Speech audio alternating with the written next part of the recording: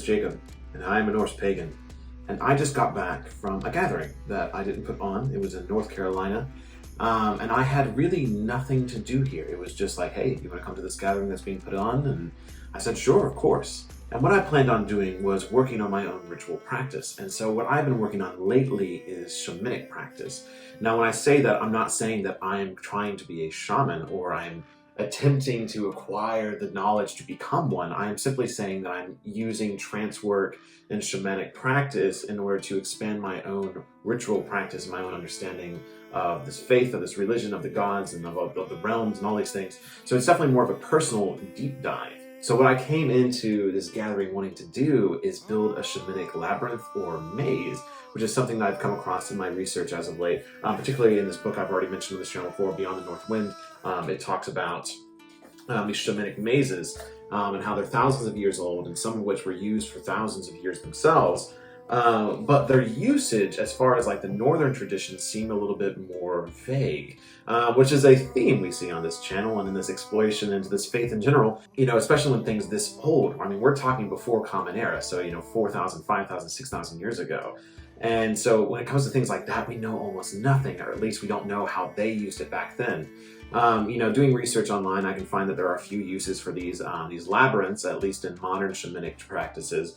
And mostly it's a form of meditative or trance work. But when looking at the ancient traditions and what they use, we really don't know. Here we are again, so we don't know.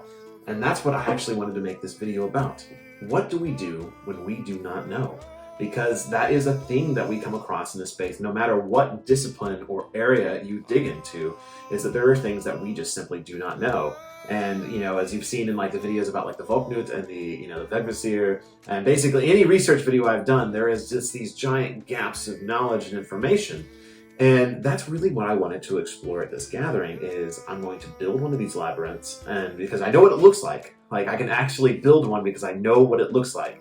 And then I'm going to see what I can do with it. I'm going to see what effect it has on my rituals, or what it makes me feel, or what the process of building it makes me feel. And so that's really what I dug into. So going into it, I actually did have help building it, and I was going to try to make it out of stone, but I ended up having to use wood. And so myself and Caleb ended up building it. I think it took about 2 hours, and we were just taking these big old dead trees out of the woods and building this spiral. And the one in particular that we built is this one featured right here. The reason why I want to bring attention to this one is because when I did my research online, most shamanic mazes are continual, which means there's no rough walls or stopping points. And yet this design, which comes from Finland, actually does have a stopping point right about there. And so it has 7 rings going in with a central spiral. So it does have a place where you have to turn around and go back through. Which seems unique, particularly to perhaps the northern tradition. So anyways, we built this thing, and I developed a ritual around it, which was basically like how to open the space. And all I essentially did is ask the gods for guidance in, you know, in the sense of like, hey, we don't know what this thing is. Please guide us as we try to discover it. And then I also called to the ancestors and left an offering for the ancestors. And I basically said, hey, you know, we're digging up this old knowledge, something that you may have done, the ancestors may have done. For all we knew, this thing could be a portal to like the worst part of the underworld or something like that. We ultimately did not know what this was used for. And so basically I asked for their protection, their blessing in a way, as in the sense as we try to explore this. And I also gave an offering and thanked the land for allowing us to get these materials and build this thing. And I think about half the people at the gathering ended up coming very early in the morning. And I basically did this ritual where I stopped 5 times as we traveled through to this point and explained to them what my research into shamanic practice has been leading up to that maze. And I was basically like, look, this is where my practice has led me. I am learning about these mazes / labyrinths, and I want you to explore it with me. And I want to know what you feel from this space, what happens when you interact with it. And then I want to start compiling this information. And this is something that I think we need to see more of in this community, and things that we do not understand, is that we need to not be afraid to explore things, and we need to not be afraid to record that down and then eventually share it. You know, in the particular part of this like labyrinth and maze, I think it'd be really cool if I could study this over years. Each gathering, I'm hoping to build one, and maybe in my personal time build one, and build some that are more, I guess, permanent, and build some out of stone, build some out of wood, and maybe out of both, and maybe build the walls higher, and really just deep dive and explore this thing. and start having people use it and see what they feel from it, see what they get out of it. and start recording those things. And once I record all those things, maybe I can share that evidence in like 5-10 years.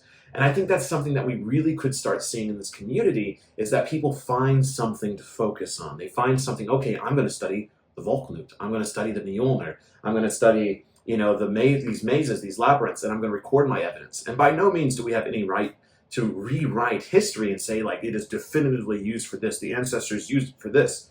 Unless there is actual proof from the past, we cannot rewrite history. But we can at least take this into our modern practice, our modern usage of these things. And so some of the information that I already got from people using this space is, I think about 3 or 4 rituals were performed there. One of which was, of course, my ritual, and then someone else actually performed a group ritual there, and then a couple of people had their own personal rituals there. And so the consensus so far from this one time using this labyrinth and maze is that it is a form of focusing point. So in a way that, like, when you get to the center, you get to the center of that spiral, it almost focuses your energies or focuses the interpretation of your particular ritual. One of the rituals we performed, I didn't actually perform, I was just like using the drum during it. Someone got a singing bowl and put it in the center of it, and actually used the singing bowl and used it as a way to almost like charge the space. And really, it was during the night and it was under the moons and the stars, so really to call those things and focus those in. And so people were really starting to do some really interesting stuff with this. And of course, I don't know all the private rituals that were performed there, but I know more than a handful of people performed private rituals there. So it definitely seemed to become this ritual space. And maybe it was just because it was a cool new thing. But again, I'm really curious to record the results as these gatherings continue to do and as I continue to build them. And I'm excited for other people to build them. I know if more than a few are like, I'm going to start building these things. So yeah, I think this is a really cool thing. I didn't want this to be a super long video, but I think this is an important topic. What do we do when we don't know? Because there is so much that we do not know. And I do think that there is a stigma around exploration in this faith. And, I've only been practicing for about 4 or 5 years. And so for me to actually take something like this is a big undertaking. I wouldn't recommend, looking at something like these labyrinths the first time you get into this faith and say, you know what, I'm going to deep dive into these. But I know, like, the runes, for instance, are a great example of this. So, like, the runes, we actually do not have any written evidence, or, like, very little written evidence that the runes are these magical symbols, and almost no evidence basically saying that these runes completely attach to the meanings we give them. Like, I have around my neck, like, right now, like Othala. Like, I don't really know that the Othala rune itself is a symbol of ancestry and heritage and things like that. Those are things that have been added later. But the study of runes has been something that's been going on for a couple hundred of years, if not longer than that. Like, it's been going on for a long time. And as people work with these runes over years, they've been writing books. And that's why you find so many rune books out there with many different slight variations, interpretations. So I think as long as we go into this without saying that, like, this is definitive, the research we do is definitive, but what we can do is go into it and saying, hey, this is what we know from the past, and I have worked with this for years, and this is what I have found. I think that's, an important thing that we need to start doing, because as I say all the time, we are the torchbearers of this faith. This is our saga now. And we'd have to ask the question of how far did even the ancestors get? What did they actually figure out about these things?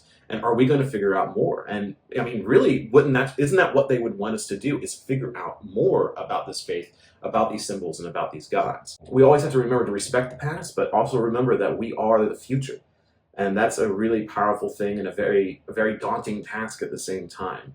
But I definitely want to encourage people, particularly practice people in this faith, to really start focusing in on a study and recording that evidence down and sharing it with all of us. That's really something I would love to see this community start to do.